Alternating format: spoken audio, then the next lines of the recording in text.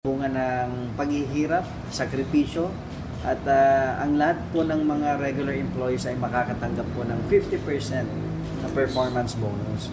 At dahil po diyan, masaya po sila at excited na para sa kanilang Disyembre dahil alam mo na, panahon po ng po ngayon pagpipili ng mga regalo. Sabi nga nila, so maagang Pasko ito, although ito po ay siyempre sisigatin namin na buuin po habang kasi i-implement po namin po ito dito sa bayan ng Macau. And at the same time, in-announce na rin po natin na since we started way back 2022 kasi ang mga job orders natin ay nakakatanggap lamang ng 240 per day. So since then, 2023 ay nag-budget po tayo for the following year, increase of 20 pesos. Succeeding years ay every year 20 pesos na po yung increase. Kaya sa ngayon 2026 we are ready to implement 300 pesos per day sa ating mga job orders. Kaya masaya po sila at natutuwa kaming sila po ay mapagbibigyan ng ganitong sahod per day. Kahit papano po ay yung 20 pesos na in-increase natin since nag-upisa po tayo ay na-achieve na po natin yung 300 po for the coming 2026 budget. So kasama na po sila. And at the same time, sa lahat po ng regular employees din natin ay pasok na po tayo sa regular provincial rate po lahat. So an increase of 25%, sabi nga po nila, na pasok po tayo sa mga namamasukan dito na within the provincial rate po tayo ay na-cover na po lahat ng mga empleyado.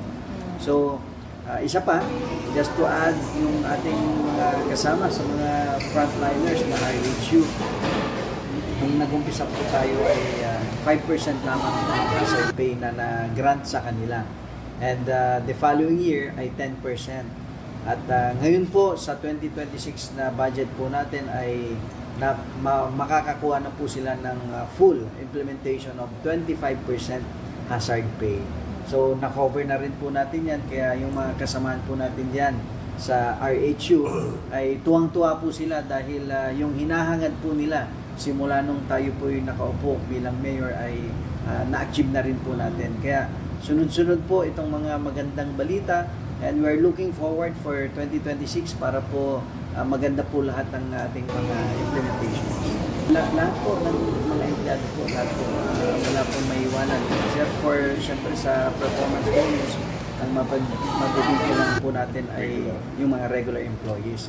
Pero we are already thinking kung paano natin ma-extend ang tulong para sa ating mga kasama sa job orders dahil sa ating administration po ay lahat po ay dapat one for all for one po tayo. So pag-usap po natin yan at nakapila na po yung kung paano natin sila ma-extend ng health para naman masaya din ang kanilang Pasko. Samantala, tinukoy pa ng pamahalaang bayan ang mga paraan upang maipalawak din ang pagbibigay ng bonus sa mga job order personnel.